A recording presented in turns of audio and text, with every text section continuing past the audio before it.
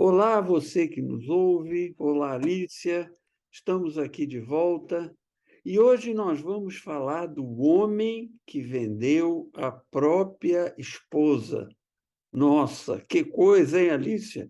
Imagino que você está Ah, isso daí vai dar chocada. pano para manga. Imagino que você está chocada e as mulheres que estão nos assistindo também devem estar preocupadas. Que homem Tô é esse? brava, Que homem é brava. esse? E o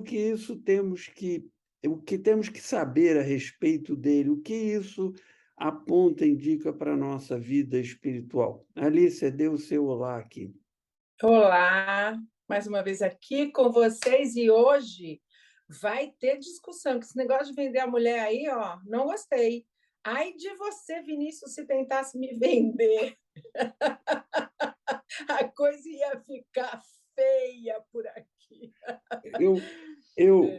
Quando houve o bloqueio do petróleo lá, começou os países árabes a ficarem milionários com o negócio do petróleo, aconteceu uma coisa com uma parente distante. O marido dela trabalhava no Ministério da Minas e Energia e foi para uma reunião lá na Arábia e queriam oferecer um poço de petróleo por ele, pela mulher dele. Nossa, Nunca me eu ia ficar esqueço muito dessa brava. história que era contada na família. Ela se sentiu o máximo, né? Valia um poço de petróleo, não é pouca coisa. Mas antes de começar, solta a vinheta.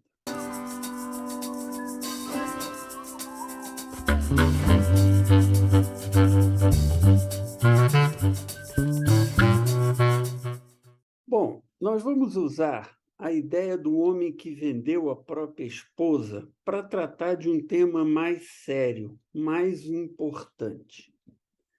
O Brasil luta para construir uma sociedade pautada pelos valores da honestidade, da sinceridade e outros princípios cristãos.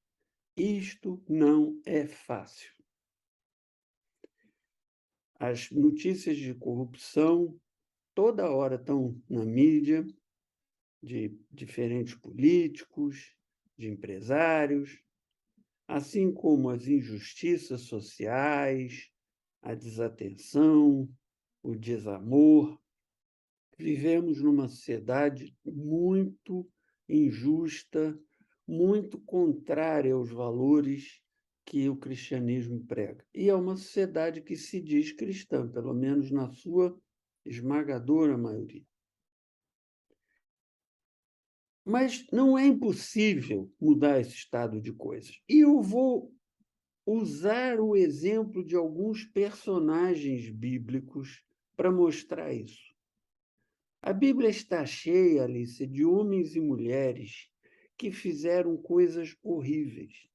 E a Bíblia é muito boa nesse sentido porque ela não esconde os pecados e os erros das pessoas que são até considerados como heróis ou heroínas da fé. Um bom exemplo é o apóstolo Pedro, que negou Jesus 3 vezes de uma maneira terrível, cruel, e, no entanto, veio a ser um dos pilares da igreja cristã que nascia. Então, esses personagens bíblicos que fizeram coisas terríveis estão na Bíblia porque eles acabaram deixando um legado admirável. E como foi que eles deixaram esse legado, mesmo tendo feito coisas terríveis? E aí é que se encaixa o homem que vendeu a própria mulher. Esse homem não foi ninguém menos que Abraão. Abraão é o pai da fé, é o patriarca do povo de Israel. Quando a gente quer falar de fé, a gente cita Abraão, o homem que deixou a sua terra e seguiu a promessa de Deus, um homem que Deus fez ter um filho já idoso, que foi Isaque, um homem que construiu todo um legado, um homem que era chamado na Bíblia de o amigo de Deus. Mas ele cometeu diversos atos que eu vou te contar, e um deles foi vender a própria mulher. Vamos ver como foi isso. Isso está lá em Gênesis 12, de 10 a 20. E olha o que o texto diz. Houve fome naquela terra. A terra aí que está sendo citada é a terra prometida, é Canaã, a atual Palestina. Abraão já tinha entrado na Palestina e ele vivia lá, só que ele era nômade, ele não morava numa cidade, eles moravam em tendas e caminhavam de lugar para lugar com seus rebanhos. E houve fome em Canaã. E Abraão foi para o Egito, porque lá tinha, no Egito tinha comida. Aliás, isso aconteceu depois com o neto dele, Jacó. Jacó também foi para o Egito com a sua família, na história onde os irmãos que tinham vendido José e reencontram José como o segundo homem mais poderoso do Egito depois do faraó. Então, isso acontecia com frequência. O Egito, por causa do rio Nilo e das cheias do rio Nilo, ele sempre tinha alimento. Então, Abraão foi para o Egito atrás de alimento.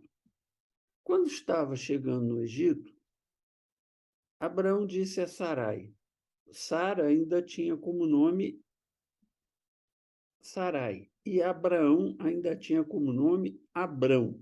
Depois eles trocam para, respectivamente, Sara e Abraão. Então, Abraão disse para Sarai, sua mulher: bem sei que você é bonita.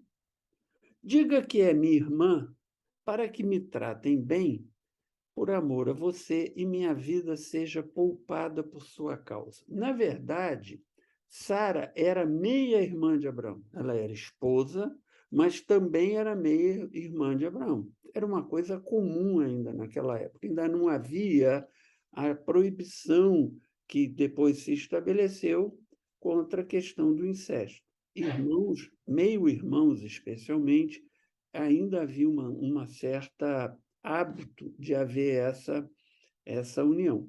Bom, quando Abraão chegou ao Egito, viram os egípcios que Sarai era uma mulher muito bonita.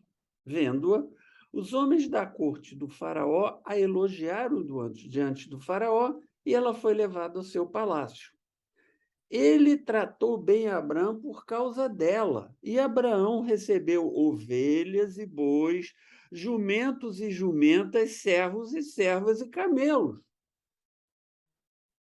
Abraão fez um negócio, Alice. Abraão se deu bem aí. Abraão vendeu a mulher. Deu uma lucradinha. Oh, e, e a Bíblia diz que Sara vai parar no harém real. Eu não estou lendo o texto todo para não ficar comprido. Mas o Senhor puniu o faraó e sua corte com graves doenças.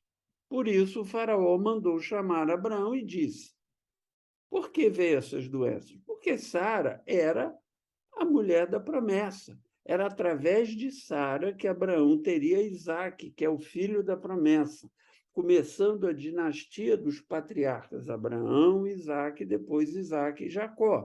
Então, Sara era a mulher da promessa. Sara não poderia se afastar de Abraão. Ela era tão parte da promessa como Abraão era. Por isso, Deus não diz para Abraão, vai e arruma outra mulher. Não, tinha que ser aquela mulher. Aquela mulher deveria gerar Isaac. Então, aí tem um ensinamento paralelo, Alice, que a promessa não é só para Abraão, é para Sara também.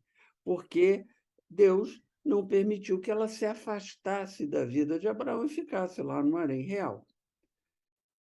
Por isso, o faraó mandou chamar Abraão e disse: o que você fez comigo? Por que não me falou que ela era sua mulher?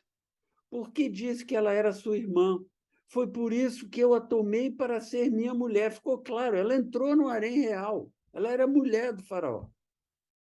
Aí está a sua mulher, tome e vá. A seguir, o faraó deu ordem para que providenciasse o necessário para que Abraão partisse com a sua mulher e seus bens. E Abraão enriquece. Interessante é perceber que depois, quando o faraó questiona Abraão, Abraão diz assim, não, mas eu estava com medo. No começo, ele fala para Sara: vou dizer que você é minha irmã para que me tratem bem. Quer dizer, ele estava com medo de ser maltratado. Mas Abraão era um homem de enorme fé. E ele estava lá, Alice, seguindo a promessa. Ora, um homem que tinha tanta fé, que foi capaz de sacrificar o próprio filho, cumprindo um teste que Deus deu para ele, como acontece adiante, este homem ia ter medo que o faraó o tratasse mal e ele tivesse problema. Onde estava a fé de Abraão nesse momento? Não faz sentido. Se Abraão tinha alguma coisa, era fé. Se Abraão tinha um mérito, era fé. A Bíblia diz: Abraão teve fé e isso lhe foi imputado por justiça. Na verdade, o que fica claro aí é que Abraão percebeu que ele tinha uma oportunidade comercial e ele explorou essa oportunidade. E por que havia uma oportunidade comercial? A razão era simples, Alice. O faraó, naquela época, ele não era só um rei, ele era um Deus vivo. E ele tinha o tratamento correspondente a de um Deus vivo, que era um tratamento excepcional. Ele era uma figura acima de todas as demais figuras. E não é como um rei hoje, né, que tem respeito, etc. Mas ninguém pensa num Deus, num rei como Deus vivo. Acabou de falecer a rainha da Inglaterra, né, depois de 70 anos de reinado. Ninguém imaginou que ela ia permanecer viva, que ela era uma deusa. Não, um ser digno de muito respeito, consideração, mas um ser humano. Mas Faraó não, era um Deus vivo. E ele tinha que demonstrar um comportamento à altura. Então, ele tinha, por exemplo, que demonstrar poder. Ficava na conta do Faraó o fato da cheia do Nilo ser aquela necessária para gerar uma colheita farta. Isso era atribuído ao poder do Faraó. Tanto é verdade que teve um faraó que foi derrubado porque houve uma série de anos de seca. E chegaram à conclusão de que ele não tinha poder suficiente para ser o faraó. Ele não era um deus adequado e derrubaram o cara. Então, o faraó era um deus vivo e ele tinha que agir de acordo com isso. E ele tinha que demonstrar um comportamento ético compatível com sua condição de homem-deus. Olha o dilema que Faraó ficou quando ele tomou Sara como sua esposa. Ou ele tinha que reconhecer que tinha sido enganado e ficava mal como Deus, Deus homem, um Deus que é enganado facilmente por um cara que chega, um nômade que chega, né, andando pelo Egito. Então, que poder é esse de Faraó que se lhe permitia ser enganado assim? Ou ele tinha que assumir que cometeu uma coisa eticamente errada, que conscientemente pegou a mulher de outro homem. Se correr, o bicho pega, se ficar, o bicho come. Se, por um lado, ele poderia reconhecer que ele era fraco, que ele tinha sido enganado, ou, por outro, ele podia reconhecer que ele tinha agido de uma forma ética errada. Qual é a solução, Alice? O que os políticos fazem até hoje. Abafo. Joga para debaixo. Abafa tudo. Deixa discretamente o Abraão sair com a mulher dele, calminha, sem problema, levando seus bens para ele não espernear, não criar caso, deixa ele ir embora. Mas que Abraão vendeu a mulher dele, vendeu. Que ela entrou no harém real, entrou. Que ela foi desonrada, foi. Muitos tentam abafar, dizer que não é bem assim. Não, mas o texto é claro, ela entrou no harém real. E Abraão ficou tão satisfeito com o que ele fez, Alice, que ele repetiu a gracinha.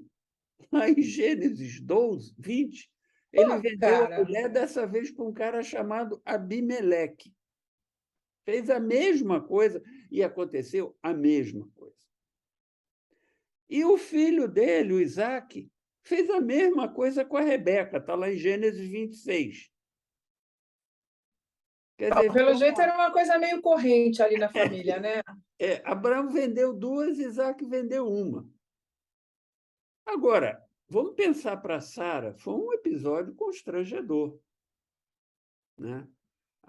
É o que eu falei, muita gente tenta adoçar, dizendo que não foi bem assim, mas foi assim, uma coisa horrível.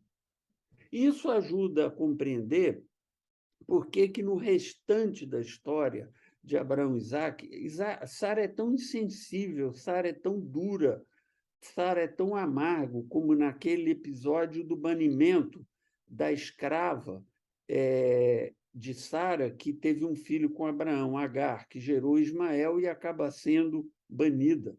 Sara foi duríssima ali, foi cruel. Agora, eu vejo nesse episódio, aliás, nesses dois episódios, com o Faraó e com Abimeleque, a origem da crueldade de Sara, a origem da insensibilidade de Sara. Mas isso é uma outra discussão que não vamos fazer aqui hoje. E exemplos como esse, terríveis, tem um monte na Bíblia. Por exemplo, Jacó rouba a bênção do irmão, Isaac. José é vendido pelos próprios irmãos como escravo. Simeão e Levi, filhos de Jacó, massacram o povo de Siquém usando um ardil. A filha de Davi, Tamar, é estuprada pelo próprio seu meio-irmão. Jesus foi traído por dois homens, por Judas, por Pedro. Judas se suicidou, ele não está na história dos heróis da fé, mas Pedro está. E eu podia citar um sem número aqui, Alicia, de casos. Agora, eu volto à pergunta do começo. Como é que esses homens, como Abraão, como Isaac, como Jacó, como Judá, da onde Jesus vem, da tribo de Judá, que participou na venda do irmão, e outros mais, puderam deixar o legado que eles deixaram, tendo cometido atos como esse? Foi o envolvimento deles com Deus. Esses homens e mulheres, com todas as suas imperfeições, se envolveram com Deus. E isso fez toda a diferença. Deus mudou essas vidas. Tanto é verdade que Jacó, que roubou a bênção do irmão, enganou o pai, depois é mudado de nome, ele passa a se chamar Israel, que quer dizer aquele que luta com Deus. Porque ele se transforma. Esses homens, essas mulheres se transformam pela proximidade deles com Deus. E, ao se transformar, esse lado humano que os levou a cometer todas essas barbaridades acaba sendo transformado, mudado, abafado pela ação do Espírito Santo. E aí está a resposta para a pergunta que eu fiz no começo. Como nós podemos mudar a sociedade brasileira com tanta iniquidade, com tanto pecado, com tanta coisa que há no nosso meio, dos nossos dirigentes, dos poderosos, dos ricos? Aproximação de Deus. Se o Brasil verdadeiramente se converter ao Evangelho, a vida vai mudar. As coisas vão mudar. O Brasil será um outro país. A nossa realidade será diferente. Mas é preciso se converter, reconhecer os pecados, pedir perdão e promover a mudança interior necessária. Então, a história de Abraão, do homem que vendeu a própria mulher, é um exemplo claro do poder da ação de Deus para transformar vidas. Alícia, seus comentários. Quando eu começo, quando eu vejo esse post, né, quando a gente discutiu sobre ele, o tema já me deixou em palpos de aranha, como se fala, né? Falei, opa, vamos para a briga. Mas Olhando agora com mais atenção, Vinícius, o que a gente precisa refletir?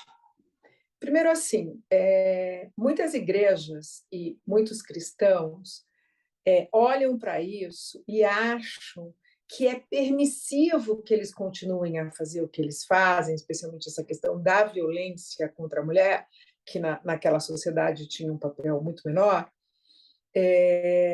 e acabam entendendo que isso pode ser feito a vida toda, né? Então, a gente precisa aqui fazer uma separação, que é o seguinte: estes homens, em primeiro lugar, Deus estava construindo ali um povo, né? Então, eles não tinham internet, mídia, Bíblia, Jesus, nananana, eles não tinham nada. Eles não Eles tinham tinham leis. Deus não não tinham tinha dado as leis. leis ainda para eles. Exatamente. Eles tinham uma cultura de sobrevivência. Então, essas decisões que eles acabavam tomando, elas eram muito uma cultura local de sobrevivência. Então, eles não sabiam, eles aprenderam pelo erro e acerto, né? Agora, nós hoje aqui, em 2022, somos muito esclarecidos, temos muitas informações, sabemos o que Deus espera de nós. Quer dizer, é um outro contexto. Então, não se justifica o ser humano fazer este mesmo tipo de ação do Abraão e de outros, porque eles já sabem o que Deus espera deles. Eles só não querem fazer. Porque é assim, gente, nós estamos falando de muitos mil anos atrás.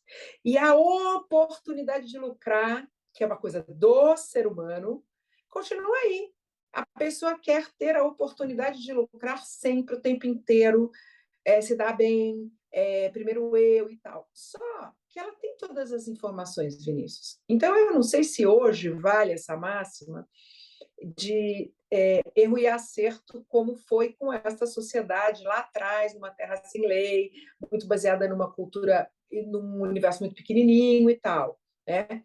E muita gente justifica o que faz, especialmente contra a mulher, contra a criança, essa violência contra o outro, o homem contra o homem, dizendo que o Velho Testamento contém ações nessa direção, né? Eu já ouvi uma pessoa dizer, não, mas Deus mandou no Velho Testamento se levantar, o povo judeu se levantar e lutar e brigar contra o inimigo, né? Gente, o Velho Testamento é para um aprendizado, nós estamos numa nova era, nós temos Jesus Cristo, nós temos o Espírito Santo, e nós sabemos muito mais como devemos nos comportar hoje do que antigamente. Né? Então, eu acho, Vinícius, quando a gente fala assim, se a sociedade brasileira fosse mais pautada pelo cristianismo, ela seria melhor, eu concordo 100% com você, mas sabe o que me preocupa? Se a sociedade brasileira fosse pautada por um verdadeiro cristianismo, porque estamos vendo muitos cristãos pregando coisas que, honestamente, já foram explicadas na Bíblia, como essa. É datado, é um movimento de um povo sendo criado, e é uma pessoa que comete um erro, outro erro, mas que se acerta para o resto da vida, que passa a cumprir as normas, as regras, o caminho, a religião, Deus, enfim. Então, assim, vamos começar por nós mesmos, tentando sermos cristãos verdadeiros, né? Porque nós somos muito utilizados por políticos, como você falou, que são corruptos e etc, etc, etc, e manipuláveis, porque nós transformamos o nosso cristianismo numa coisa mais light, e aí vamos também em frente com uma justificativa vazia, como fez Abraão, oportunidade de lucrar, entendeu? Então, fica um pouco para mim isso. Segundo, mulheres, aí era o tema, porque esse tema, o homem que vendeu sua mulher, para mim, me bagunça. Não permitam jamais serem vendidas pelos seus maridos, homens, namorados ou que nome tenham. Não há mais espaço para isso nesse mundo. Então, brigue, entre aspas, lute para mudar essa visão social ainda existente hoje aqui no Brasil, especialmente, de que a mulher ainda é uma propriedade do seu marido. E olha que curioso, Vinícius. Abraão vivia numa sociedade em que a mulher era uma propriedade do marido, do irmão, do filho. Inclusive, gente, ela não sobreviveria se ela não pertencesse a alguém. Ela morreria de fome. Dá para imaginar isso? Ela era uma propriedade deles. Mas mesmo ela sendo uma propriedade, olha que coisa fantástica. A promessa era para ela também. Abraão tentou dar uma despertinho, achando que só ele, o homem, né, era o responsável, era quem tinha que cumprir a promessa. Mas Deus ali se manifestou claramente dizendo: ela é parte da promessa também. Então, a promessa não é só para homens, a promessa é para todos nós. Homens, mulheres, crianças, brancos, pretos, Alice, índios, a promessa de Deus é para todos. A promessa não, fazendo uma analogia assim meio tosca, a promessa não tem sexo, não tem gênero, não tem cor, não tem idade. A promessa de Deus é para todos que a queiram. Alice, eu queria fazer um comentário que, para mim, isso não é dito desta forma na Bíblia. Tá? Eu não poderia citar nenhum versículo que, vamos dizer, caracterizasse este pensamento. Mas eu chego nele por um raciocínio lógico. Abraão vendeu a mulher 2 vezes. Isso é bíblico. Não tem como fugir disso. E não foi Segundo, fuzilado. segundo, Abraão e Sara demoraram muito tempo para ter Isaque. Demorou.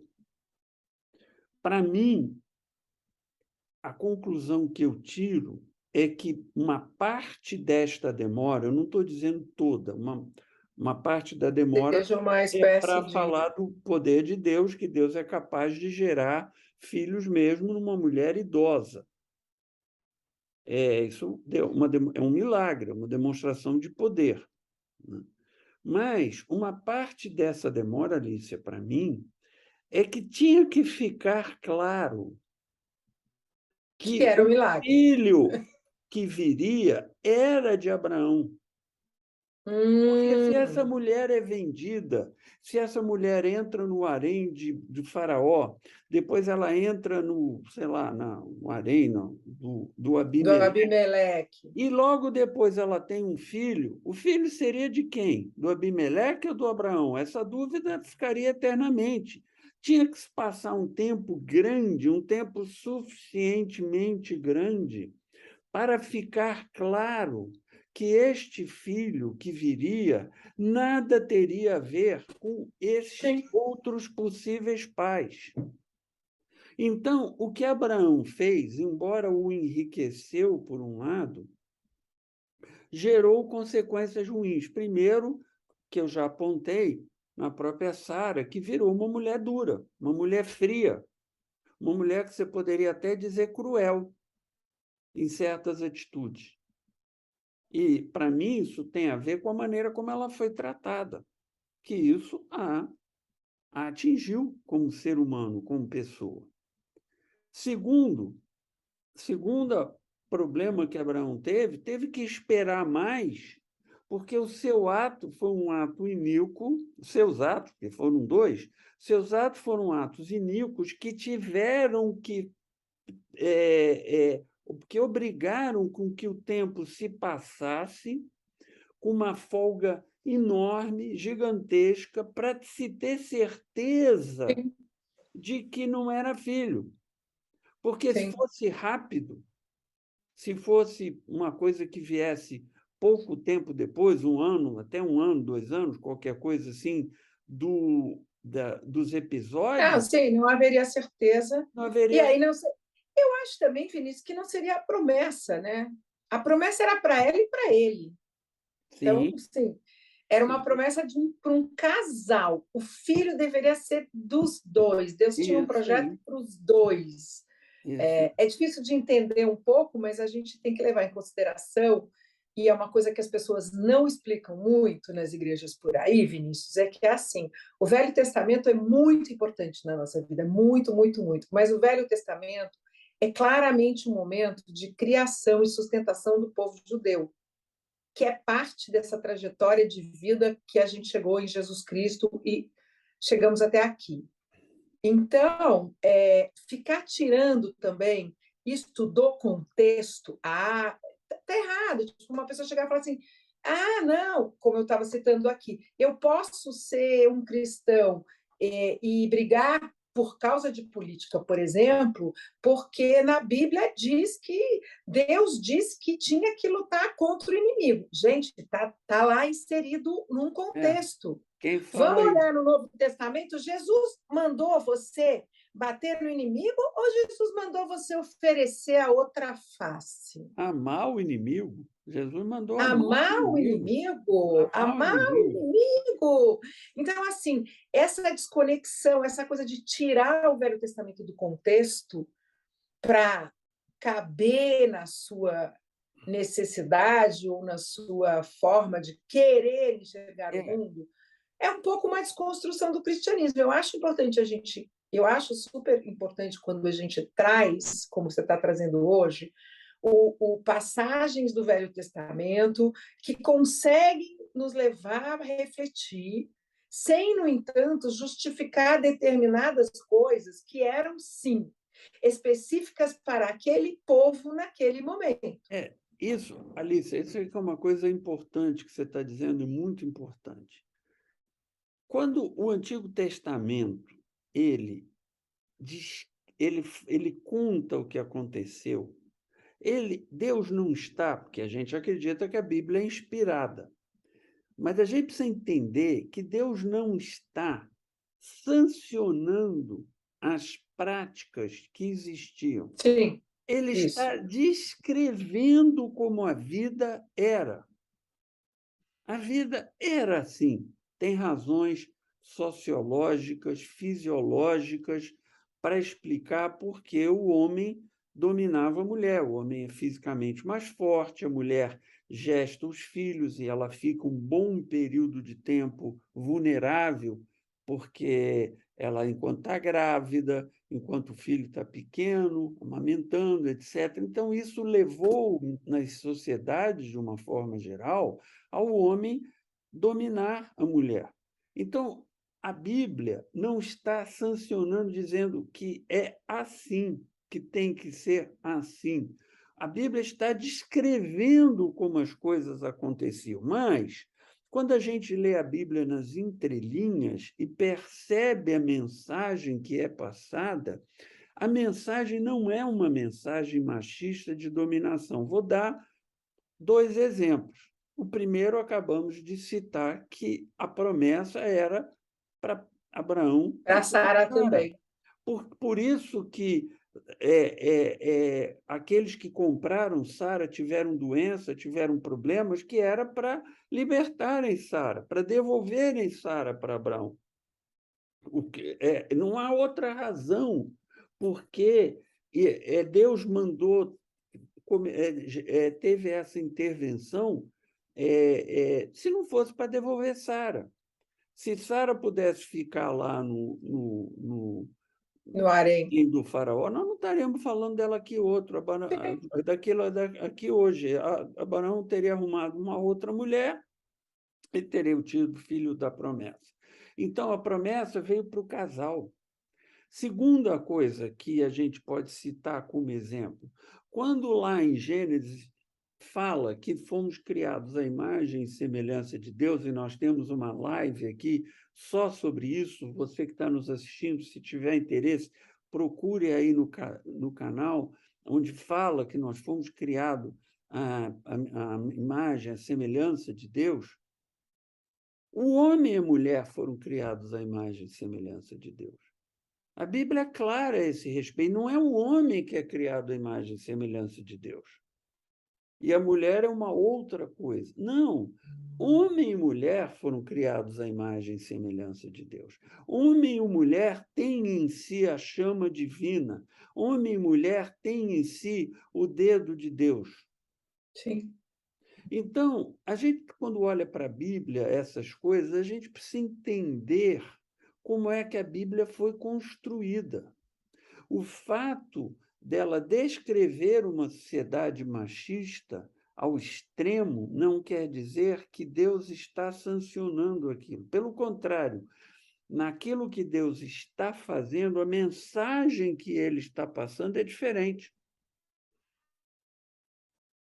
Sim, com certeza, e acho que a gente não pode esquecer disso. E acho que o cristão, e é um aprendizado, é por isso que aqui chama-se desafio de ser cristão, ninguém está dizendo que é fácil, né? É, também não pegar, não usar a Bíblia. A gente tem os dois extremos, né?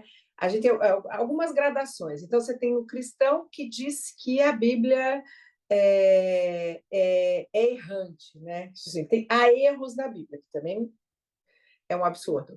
Aí, no nosso entendimento. Aí vem esse que tira passagens para justificar suas atitudes de violência. Então, joga fora todo o Novo Testamento, né? Porque jogou fora. Então, assim, gente, vamos estudar, vamos refletir, vamos conversar, vamos tentar entender melhor, vamos nos esforçar. Sabe por quê?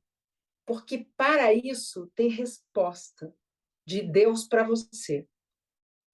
Porque não é à toa que você precisa aprender, senão não precisa aprender. Tá aqui, Deus vai fazer o que quer, não vai mudar nada, você faz o que você quer, é uma bagunça. Ô, Tem, Alicia, tem uma lógica, tem uma eu, construção, né? eu queria Vamos falar prestar atenção, eu né? queria falar agora de um segundo tema, já que o nosso tempo está se Sim. esgotando, que é aquilo que eu falei no final da minha exposição. O poder transformador do Evangelho para transformar as pessoas individualmente, nas suas próprias vidas, como para transformar uma sociedade toda. O que você acha sobre isso? Então, Vinícius, eu acho que é exatamente esse o ponto.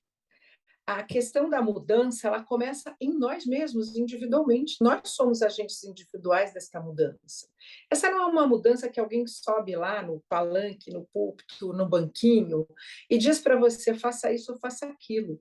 Você, no seu papel de cristão, para fazer, para ser significativo, para produzir uma mudança, você precisa ser um agente dessa mudança, agente ativo, não agente passivo, porque agente passivo é meio uma coisa até contraditória, né? Mas é aquele que faz sem ter consciência daquilo que faz. Manter uma sociedade é um papel coletivo. Fazer com que ela funcione, com que ela dê certo, é um papel da coletividade. Mas a coletividade não é feita de um bolinho de pessoas, ela é feita de cada um individualmente. O que liga as pessoas é essa capacidade. Nós, como cristãos, somos um conjunto de pessoas que têm uma série de identidades, mas se individualmente a gente não for um agente transformador, essa sociedade não vai mudar nunca. E acho que, como cristão, esse papel é ainda mais importante, porque nós aprendemos a questão do coletivo, nós aprendemos que é necessário amar ao outro, nós aprendemos que é necessário dar a outra face, nós aprendemos que é necessário cuidar dos idosos, das crianças, dos pobres, dos desvalidos, nós aprendemos que não podemos aceitar uma enorme desigualdade social. Nós temos que começar a mudança por nós mesmos. Nós temos que ser pessoas capazes de ter opinião própria a partir do Evangelho, colocar essa opinião em prática para mover essa sociedade na direção de uma sociedade melhor, mais amorosa, mais igualitária, mais generosa, melhor em tudo. O que parece que, nesse momento, muita gente está abrindo mão do seu papel individual de fazer isso e está se tornando aí um elemento no meio de uma massa tocada por uma ou várias pessoas. E eu queria agregar o que você falou, Alicia, usando como exemplo o início da história da Igreja Cristã. A Igreja Cristã cresceu com grande rapidez. E os livros de história, porque aí já há registros históricos claros sobre o que aconteceu, como aconteceu, eles são unânimes em dizer que uma das razões para o crescimento quase explosivo da Igreja Cristã tem a ver com as pessoas reconhecerem naquele grupo que eram os cristãos práticas que eram muito diferentes das práticas da sociedade. Então, por exemplo, uma grande parte dos cristãos que se convertiam eram mulheres. O Pois cristianismo é. é essencialmente carregado boca a boca por mulheres. Por quê? Porque as mulheres, dentro do cristianismo, eram tratadas com uma dignidade e uma consideração que não encontravam no mundo fora do cristianismo. Sim. E por isso elas corriam os magotes para o cristianismo. Porque elas lá se sentiam alguém, se sentiam valorizadas, se sentiam respeitadas. E outras práticas do cristianismo, como pregar perdão, como pregar a não violência, como pregar o entendimento, como aceitar as pessoas de diferentes etnias, de diferentes formações, eram coisas que atraíam numa sociedade que era extremamente dividida, extremamente rígida. Se você não era cidadão romano, você não era muita Não coisa. era ninguém. O judeu achava que se você era gentio, você não era digno de nada, gentio ou não judeu, e assim por diante. E vem o cristianismo e abraça. O apóstolo Paulo falou, nem judeu nem grego. Ou seja, não importa se você é judeu, se você não é judeu, o que importa é você acreditar em Jesus Cristo. E por isso o cristianismo mudou, por isso o cristianismo transformou aquela sociedade. E nós somos capazes de fazer isto de novo hoje, se nós agirmos de maneira diferente daqueles que estão em torno de nós. Alice, suas despedidas, porque já estamos aqui no finalzinho. Sim. Gente, essa é uma reflexão importante. Se você tiver alguma dúvida, quiser falar com a gente, manda a sua mensagem. Eu adoro gente que tem dúvida, que aí eu me sinto assim em casa. E vamos conversar mais sobre essas questões. É importante que a gente entenda que o nosso papel não é só dentro da igreja, o nosso papel é lá no meio da sociedade. A mudança tem que ser na rua, no mundo como pregou Jesus, né? Então a gente tem que abrir a porta, sair do nosso ambiente de conforto e ir para o mundo ser um agente de transformação de Deus. E aí vamos estar junto nessa. Até a próxima. Ok. Olha, se você que está nos ouvindo gostou desse vídeo, dê o seu like, se inscreva nos nossos canais. Temos canais no Facebook, no YouTube, também temos canais no Instagram, não é difícil de nos encontrar. Se inscreva, mande suas mensagens, diga que você gostou, porque isso faz com que essa mensagem seja ampliada, esteja mais presente nessas plataformas que tem tantas mensagens, às vezes não é tão fácil a gente fazer com que a voz que Chegue. defende o cristianismo seja ouvida. Por hoje é só. Agradecemos a sua presença aqui conosco e que Deus abençoe a sua vida, que Ele Amém. ilumine os seus caminhos e que Ele te dê a paz. Tchau, tchau. Amém. Amém.